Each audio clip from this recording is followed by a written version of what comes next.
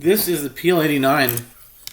The time is 11:12 a.m. Pacific Standard Time on the 5th of Tevis, Yom Rishon, Hey Tevet, Taf Shin Pei Hey, and it is also a Parshas Vayechi, and it is also the 5th of January, interestingly enough, which is a great alignment within the sun and the moon. 5 January is 5 Tevet. Excuse me. The last time this happened was in September/April of 2019. In last video, I was saying how there's always a new thing that comes up within the PL-89 thought calendar, and indeed this happened as well. And 32 is today's box. So, of course, 3 plus 2 is 5, which is a great connection. Today is the 5th of Tevet, and it's also the 5th of January. And one of the rules of the PL-89 is that a 2-square rectangle with, in other words, 2 of these squares or 2 of these boxes within a rectangle can be seen as one number. But the same is true for 3, and the same is true for 4. Anything in the row can be seen as one number. So, for example, let's just say in this row, like today is 32, tomorrow will be 1, the next day will be 9, the next day will be 18. So what this could be is you can say it's 3,219 because it's 3, 2, 1, 9. And you could say even a greater number. You could say 321,918 if you had a use for that number. And in this case, there's a very special use for these numbers, because today is both the 5th of Tevet and the 5th of January, which of course 5 plus 5 is 10, and 10 is a 1. So look at this; it goes 32 and 1. Now, before I forget, I want to get this right now. Certain bits of information will come out of sequence, but now that it came in, this is what I forgot last time. That the Julian calendar is a very important factor in this process. The Julian calendar was used from Julius Caesar. I think that's how he got his name. Julius Caesar, which was like 45 BCE, up until 1582. And in 1582, Pope Gregory the Eighth, I believe, did a reform. It had to do with the Julian calendar wasn't exactly accurate for it would lose several minutes each year, or maybe a certain amount of time, a day or something each year, maybe not that much, but a few hours each year or something, to reconcile it with Passover and Easter. And so he had to reform it, and that's the general idea. The specifics, I don't know exactly, but the basic idea is that it happened when a papal bull was issued on February 24th of 1582. And that established the Gregorian calendar. His name, Pope Gregory, the Gregorian calendar. And so the reason that is important is that when it was issued in Rome, so at first the Catholic Church, of course, kept that calendar, but it took a while until all the countries adopted the calendar that we have today. Like today is January 5th, but it's also 5 of Tevet. So whatever he did in 1582 made it so that today it lines up. And it lined up 5.5 years ago. And so forth, and whenever it lined up. Now, what's very interesting is that this all the countries adopted it. Like, I think England adopted it in 1752, and there's like a missing when they adopted it. The way it came out is that the Julian calendar still was in effect. Many people were still using it, and so the Julian calendar is 13 days behind the Gregorian calendar. That was the correction I think it made, 13 days or something like that. It definitely is 13 days, but I'm not sure if it was correcting 13 days or that's how it just came out because of just the mathematics or something. But anyway, the point is that today is the 5th of Tevet, and in this calendar, we're at 32, which is 5. 3 and 2 is 5. And the two 5s of Tevet and January added together is 10, and 10 plus is 0. But what was important is that on the Julian calendar, today is December 23rd. And December 23rd, again, is a permutation, is the reversal of 32.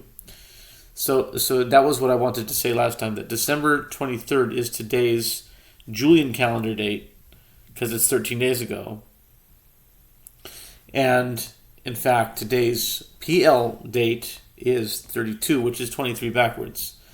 But what gets even better, and I think it connects to Hey Tevis, is a very big day in the Chabad world. Because there was a dispute with someone named Garari, I think, and he was one of the descendants of Chabad. He had some claim to the books of Chabad and the library of Chabad, and there was a whole court case, and there was a dispute about who was going to keep all the books that came from the various the Rebbes of Chabad, and so this day on the Hebrew calendar, Hey Tevet, was the day that they were victorious. I think it was in 1987. That they were victorious, and meaning the Chabad, were able to keep all their books of the library in Chabad, and whoever wanted to take the books wasn't able to. And so he might have kept it and maybe sold it to private collectors or something. I think I read about that, but now it's available to all the Chabad. It's kept in the Chabad Geniza or something. I'm not sure, but it's kept in maybe 770 or something. But it belongs to Chabad now. Okay, so why is that important? Why is that really important? Because there's a connection between the books. If you, I'm taking that concept that if you win a court case and you're able to get your books, keep your books, that means that, let's use another way of that expression, they say, in the opposite, they say cook the books. They say don't leave any trace of anything. Don't leave a trace. Cook the books. But if you have the books, then you have the records, and you have the information of how eventually, at some point, if someone wants to do some real truth searching, they can find it there. And I believe, this is a total hypothesis, but I've been working years to prove this, that is what happened in the year 1923. And if you look, and so I'm connecting Hey Tevis to 1923, but how do you get that? Well, look at the PL-89. The PL-89, it's 23 here, 1, 9, 18. What does that spell? 1920. No, I'm sorry, you don't even need the 18. Right here. 2, 3, 1, 9. 23, 1, and 9. 1923. It's scrambled, but it's there. So that means that Hey Teves was when it was Didan Notzach. We have our books, right? And we won, and we have the information that will keep our legacy going. And if someone wants it, they can get it. So that's what I believe happened in the year 1923. But what happened in the year 1923? In the year 1923 was the very last, from what I read, Greece was the last country to adopt the Gregorian calendar. And interestingly enough, that was the same year that the Daf Yomi started. The Daf Yomi started in September 11th, interestingly, of 2023. And that was the year that the Gregorian calendar, that the Greeks adopted the Gregorian calendar, which means the Greeks held on to that Julian calendar for a long time. And if you do some research on that in the Greek Orthodox Church, they are fighting even to this day the Gregorian calendar. They say that that's not a good calendar, and even in the order of, I think it's the Greek Orthodox, they're keeping still the Julian calendar, but that's only just some obscure group of monks that no one cares. I mean, no one knows about them. I mean, they're a small group, but I believe the Daf Yomi did what for the world history, what they did for their ecumenical history or whatever. That the Daf Yomi since it was established in 1923, was a time capsule, and the Daf Yomi has a 7-year cycle. It's just like the Shemitah, but it's 7.5 years. And so it started in 1923, and that take 7.5 years, takes you to 1931, takes you to 1938, takes you to 45, takes you to 52, 53, I think, and then 1960 was one of them, 67, 70, and that's 75, 67, and then 75 was one of them because that half a year pushes it sometimes.